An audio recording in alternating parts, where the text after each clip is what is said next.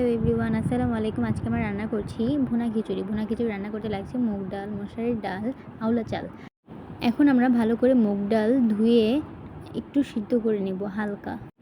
এই তো আমাদের ধোয়া শেষ হয়ে গেছে, আমরা চুলায় বসিয়ে নিলাম এটা সিদ্ধ করার জন্য। এখন আমরা ভালোভাবে চালটা ধুয়ে নেব। ভালোভাবে চালটা ধোয়া হয়ে গেলে আমরা দেখব যে ডালটা ভালোভাবে সিদ্ধ হয়েছে কিনা। ডালটা ভালোভাবে সিদ্ধ হয়ে গেলে আমি ডালটাকে নামিয়ে নেব। ডালটাকে নামিয়ে আমি চালের সাথে মিক্সড করে নেব। চালের সাথে ডালটাকে মিক্সড করে আরও ভালোভাবে একবার ধুয়ে নেব। ধোয়া হয়ে গেলে মশারির ডালটা আমি ভালো করে ধুয়ে নেব। ভালো করে ধোয়া হয়ে গেলে আমি মশারির ডালটা সাইডে রেখে দিব। তারপর আমরা চুলাতে পাতিল বসিয়ে দেব। পাতিলে তেল দিয়ে দেব পরিমাপ মতো। তেল গরম হয়ে গেলে কেটে রাখা পেঁয়াজগুলো দিয়ে দেব। তারপর আমরা আদা রসুন বাটা দিয়ে দেব। আদা রসুন বাটা দিয়ে একটু নেড়ে নেব। নেড়ে আমরা মশলাগুলো দিয়ে দেব। মশলাগুলো দিয়ে একটু নেড়ে নেব। একটু হয়ে আসলে আমরা হলুদ দিয়ে নেব।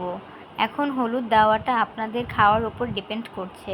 আপনারা সাদা খেতে চাইলে হলুদটা ব্যবহার করবেন না, আর সাদা না খেতে চাইলে হলুদ ব্যবহার করবেন। আমরা হলুদটা দিয়ে নেব। হলুদ দিলে কালারটা খুবই সুন্দর আসে।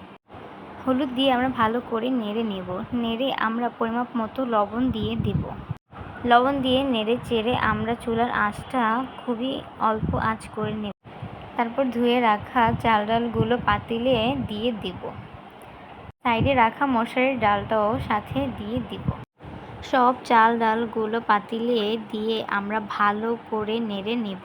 ভালো করে নেড়ে চেড়ে নেওয়ার পর আমরা খিচুড়িতে পানি দিয়ে দেব পরিমাপ মতো। তারপর আমরা নাড়াচাড়া শেষ করে আমরা চুলার হিট বাড়িয়ে দিব। বাড়িয়ে কিছুক্ষণ রেখে দিব।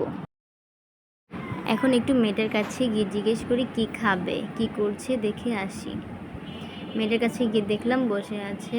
মেয়েটাকে জিজ্ঞেস করলাম কি খাবে, বলে আমি আজ কিছু খাবো না, আমার মন ভালো নেই। মেয়েটাকে বললাম কেন খাবে না, আজকে তো তোমার পছন্দের খাবার রান্না করেছি। বলে কি যাও নিয়ে আসো। আমি বললাম আচ্ছা ঠিক আছে তুমি খেলো, বলে আমি চলে গেলাম রান্না করতে। এখন রান্নাঘরে গিয়ে আমি ঢাকনাটা তুলে একটু নেড়ে নেব। নেড়ে আবার ঢেকে দেব। পাতিলের নিচে তাওয়া দিয়ে দেব যাতে ভালো করে হয়, পোড়া না লাগে।